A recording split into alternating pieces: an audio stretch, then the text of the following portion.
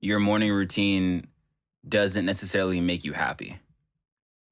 I feel like in a way, and this is gonna sound bad, I do think that Gary Vee is a very positive influence. I think that he has a lot to say and he has a lot of good perspective.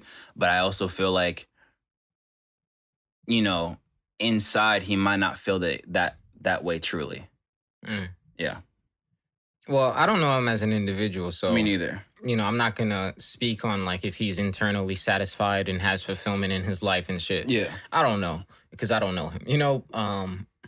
Gratitude.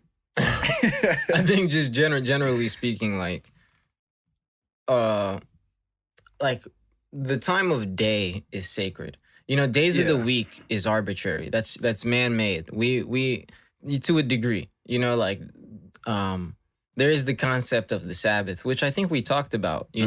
And I wonder actually if before biblical times, like what was record keeping like in terms of did people work on a 3-day quote unquote week? Did they work on a like how big was the time frame of thinking? Mm. And that's actually one of the luxuries of life that most people don't know, which is literally forward thinking. The ability to think in the future is a luxury.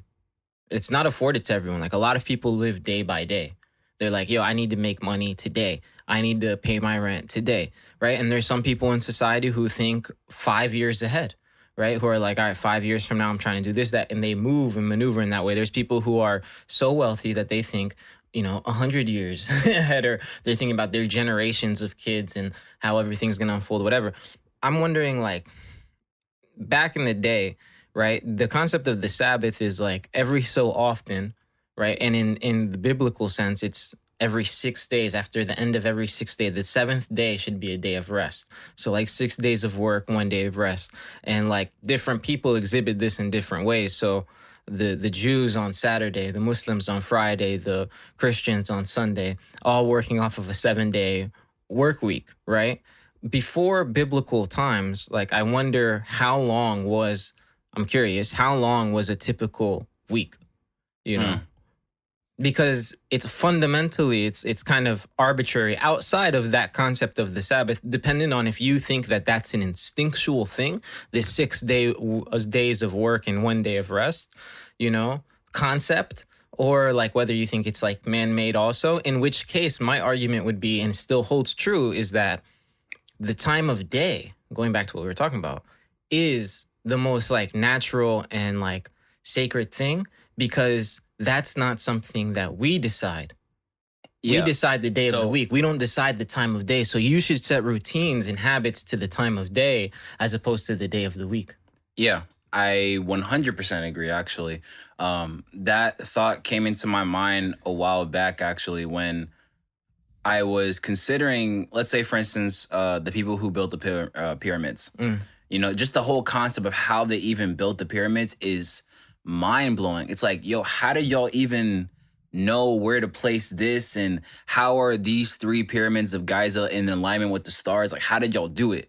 You know what I'm saying? It's because the technology they had at that time was so powerful for the day by day, right? Now, in terms of a week, I feel like just universally now it works. You know what I'm saying? I think it's just a system that works. It's very system, like it's not very system. It's very similar to a lot of other systems that are in place. Let's say, for instance, if you go to an airport, 9 times out of 10, there's English or there's Mandarin. You know what I'm saying? Because it's ideal and it's universal for people that have those language barriers.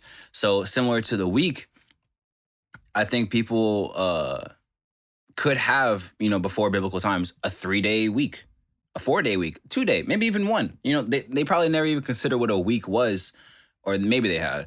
But their whole mindset was kind of a day by day. It's like, I have today. I don't know it's tomorrow. Yeah, I mean, the concept of a week, for instance, like you said, it works because we all believe it works, in the same way that I don't know if have you ever seen the book or read it, Sapiens?